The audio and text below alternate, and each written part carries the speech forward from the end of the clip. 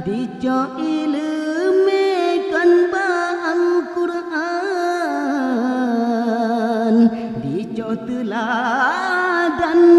ba ulama, handi menghukum ngan hukum Islam,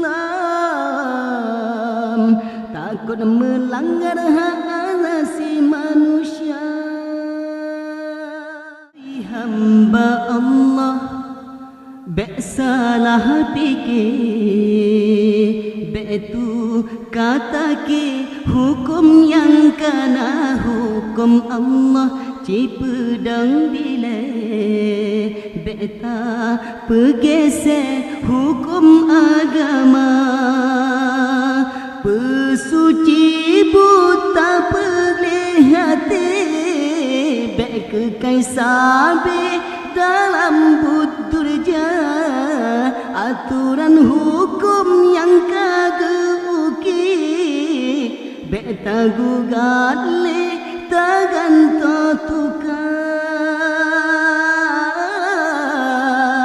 nyan syaitan tipe gata. Hai hamba Allah bek salah fikir, betu kata ke hukum yang kena.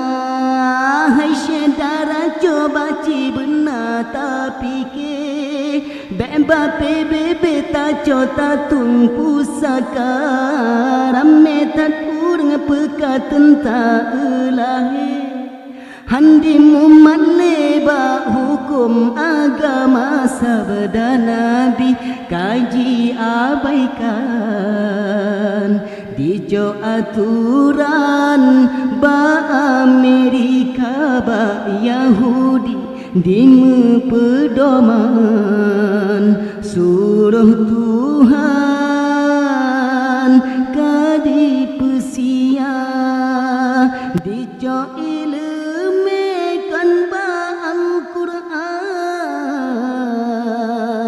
dijo teladankan ba ulama, handi menghukum ngan hukum Islam, takut melanggar hak asasi manusia. Nyan syaitan tipe gata sunnah Nabi ikut hairakan, lagi anjuran menan kerja ilahi coba ci tunaikan, suruh Tuhan begata sia Allah ne taukin ne ulang-ulang kalam dalam Al-Quran ne peterang dalam sabda sayang tem ikut petur hukum Tuhan.